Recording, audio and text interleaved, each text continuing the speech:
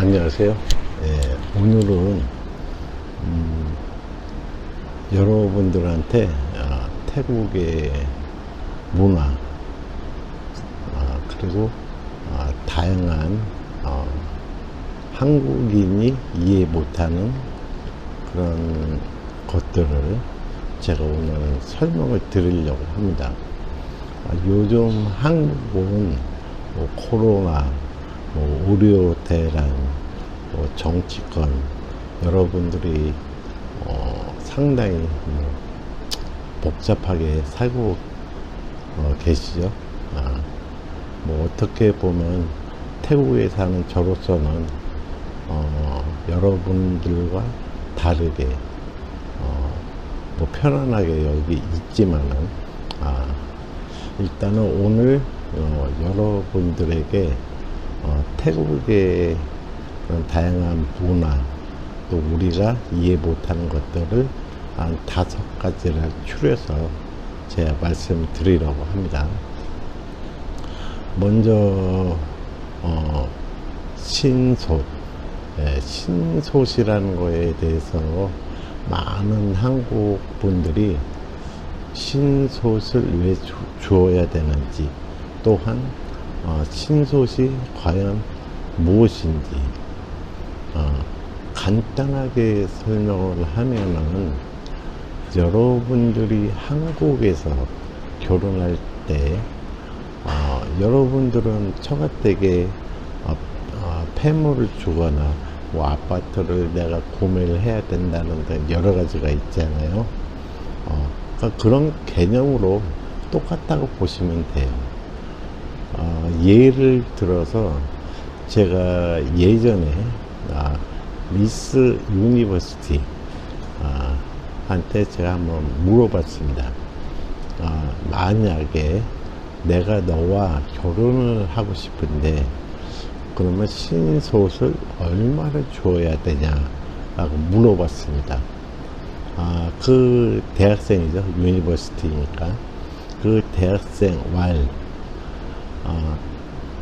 부모님이 자기를 여지껏 키워주고 돌봐주고 지금은 미스 유니버시티까지 되었기 때문에 들어간 돈, 학비, 부가적으로 들어간 돈을 부모님한테 줘야 되지 않겠냐라고 저한테 설명을 하더라고요.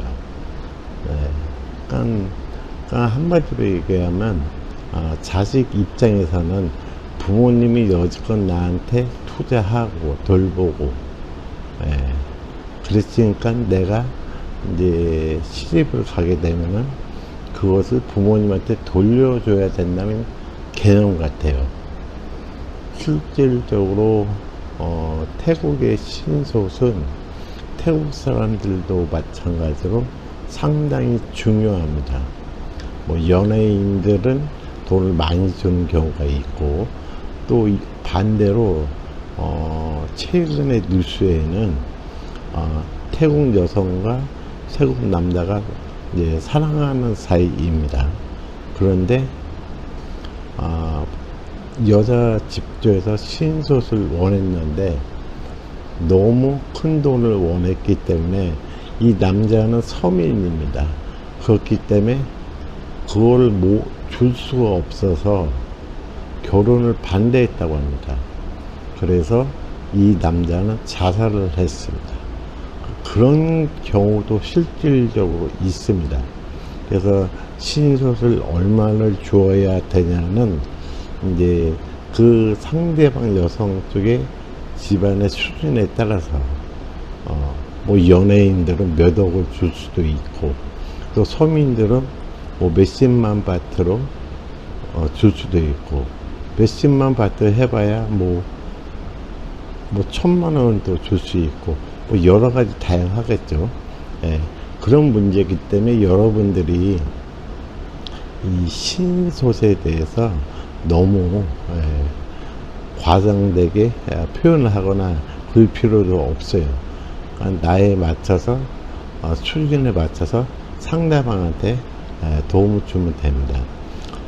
그러면 이제 두 번째, 아, 태국 사람들의 이제 문화는 아니고 습성을 제가 좀 알려드리려고 합니다.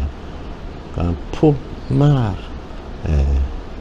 이 단어입니다. 이 단어는 무엇이냐면, 태국 사람들은 보통, 직장이나 일반 사회생활에서, 이제 우리는, 네가 잘못했으니까, 요거를 고쳐주라 라고 설명을 합니다. 그렇지만, 태국 사람들의 대부분의 사람들은 그것을, 자기한테 도움되라고 상대방이 그러니까 설교를 한다고 해야 되죠. 우리 입장에서는. 그렇지만 이 태국 사람들은 잔소리라고 듣습니다.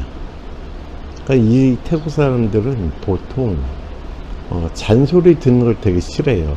남한테 내가 꾸중을 듣는다고 생각을 합니다. 그래서 그거를 이 태국 사람들은 안에 담고 있어요. 예, 표출은 안 합니다. 상대방이나 직장 상사나 어른이 잔소리를 했을 경우에 그냥 안에다가 담아 놓습니다. 언젠가는 그걸 폭발을 합니다. 그래서 태국 사람들한테 뭐가 잘못된 것이 있으면 제가 경험한 바로는, 저도 이제 여기서 마사지 샵이라든가 바라든가 커피숍 이런 걸 운영을 해봤기 때문에 이제 저는 먼저 칭찬을 해줍니다. 너는 이런 것이 상당히 좋아. 그런데 이 부분은 되게 안 좋은 거라고 얘기를 합니다. 그러면 이 사람들은 들을 땐 잘 들어요. 그런데 문제는 뭐냐? 조금 지나면 똑같습니다. 그래서 굳이 우리가 머리 아프게 나는 너를 위해서 가르친다라는 거는 어떻게 보면 의미가 없는 것 같아요. 저는 그런 경험을 많이 해봤습니다. 그 다음에 이제 세 번째는 특히 관광객들이 되게 조심해야 될 부분입니다. 어떤 부분이냐면, 한국 분들은 좀 뭐라고 할까, 이 동남아 사람들을 무시하는 경우가 많잖아요. 그런데 일반적으로 동남아 사람들은 조금 욱하는 성격이 있어요. 네, 참을 때는 참습니다. 처음에는 참아요. 꼭 참고 있어요. 그런데 만약에 그 참다가 욱하는 다혈질이 나오면 대형 사고가 터집니다. 예를 들어서 예전에 치앙마이에서 유럽 젊은 관광객들이 똑똑이 기사를 4명인가 5명이 타고 갔어요. 그런데 젊은 유럽 친구들이 술이 취해서 뚝뚝이 기사를 막 무시한 겁니다. 뭐 발로 의자도 차고, 예. 그러다 보니까 뚝뚝이 기사가 참다가 너무 화가 나서 뚝뚝이를 세워서 총을 꺼내서 쏜 경우가 있습니다. 그래서 유럽 젊은 친구 1명이 사망한 경우가 있었습니다. 이거는 외국 사람만 그런 경우는 아닙니다. 그래서 되게 여러분들 조심해야 되고, 상대방한테 동남아 사람이라고 무시하고 그러면 안 됩니다. 그래서 존중하는 것은 그만큼 내가 또 더 존중받게 되니까 그런 걸 좀 조심하시고, 이제 동고에 대해서 말씀드리겠습니다. 태국 사람들은 대부분이 일반 서민 같은 경우는 결혼식을 하거나 혼인신고를 해서 사는 경우가 없습니다. 대부분은 그냥 동고 개념으로 해서 같이 살고 있습니다. 그러니까 돈이 많은 사람들이나 부유층 사람들은 혼인신고를 하고 정식적으로 결혼식을 하고 살지만은 그만한 돈이 많이 들어가죠. 그런데 서민들 대부분은 거의 동고로 살고 있는 경우입니다. 그러니까 우리가 태국에 이렇게 관광을 오게 되면 젊은 층들이 같이 동거하는 경우가 상당히 많습니다.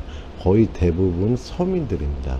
그래서 실질적으로 결혼해서 사는 사람은 많지 않은 거예요. 그래서 동거 개념으로 살다가 뭐 헤어진 경우, 애 낳고 헤어진 경우가 대부분입니다. 서민들은. 그래서 그런 뭐 어떻게 보면 사회적인 그런 문화가 있고, 워낙 또 서민들은 돈이 없기 때문에 뭐 결혼식을 하거나 그런 게 부담스럽죠. 그러다 보니까 동거를 하는 경우가 많습니다. 그리고 마지막으로 흥미로운 거, 태국은 아직도 일부 다처제를 하는 사람도 있습니다. 지금은 없어졌어요. 그러니까 우리나라 조선시대에 보면은 일부 다처제잖아요. 여기도 똑같아요. 예전에는 태국도 일부 다처제 문화입니다. 그렇지만은 지금은 이제 거의 없어졌어요. 그런데 예를 들어서 이제 저쪽 미얀마 국경 쪽 치앙라이 있죠. 그쪽으로 가면 일부 돈 있는 사람들이 미얀마에서 돈을 주고 여자를 사옵니다. 사와서 같이 동거하는 경우도 있고, 일부 다처제로. 그리고 이제 그 동거를 하기 위해서는 첫째 부인한테 우리가 그러니까 그 남자가 첫째 부인한테 승낙을 받아야 됩니다. 그리고 첫째 부인한테 어느 정도 돈을 또 줘야 됩니다. 그러고 나서 승낙이 되면은 미얀마에서 여자를 사갖고 와서 사는 경우도 있습니다. 아주 극소수예요. 지금은.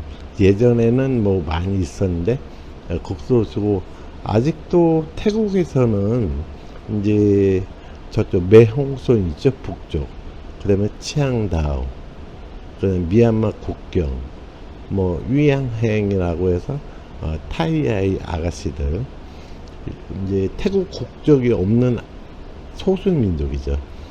실질적으로 이쪽에 가서 나이가 어린 아가씨들, 뭐 17, 18살 그런 아가씨를 부모님한테 돈을 주고 사와서 결혼하는 경우도 많습니다. 이런 경우는 거의 다 북쪽입니다. 북쪽 그 소수민족을 그런 경우가 상당히 많습니다. 그러니까 돈을 주고, 미성년자지만 부모한테 돈을 주고 내가 당신의 딸을 데려와서 살겠습니다 해서 같이 살고 애를 낳는 경우도 아직까지 많습니다. 우리나라에서는 상상도 할 수 없죠. 그렇지만 이 태국에서는 이런 일이 아직까지 일어나고 있습니다. 그래서 오늘 제가 한 5가지를 간단하게 말씀드렸는데, 여러분들이 뭐 그냥 재미로 오늘 영상을 시청해 주시고, 좀 더 여러분한테 앞으로는 다양한 태국 문화, 또 제가 19년 동안 태국에 살면서 경험한 것들, 그런 걸 여러분한테 많이 소개시켜 드리겠습니다. 여러분들도 코로나 조심하시고 어떤 좋은 하루 되시길 바라겠습니다. 감사합니다.